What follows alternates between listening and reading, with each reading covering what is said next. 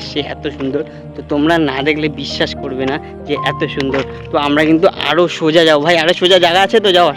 আরো জায়গা আছে, অন্যান্য দিন আরো সুন্দর থাকে, আজকে একটু রোদটা বেশি বলে অতটা ভালো লাগছে না, কিন্তু অন্যান্য দিন আরো সবুজ এবং রং বেরঙি দেখায় আকাশটাকে।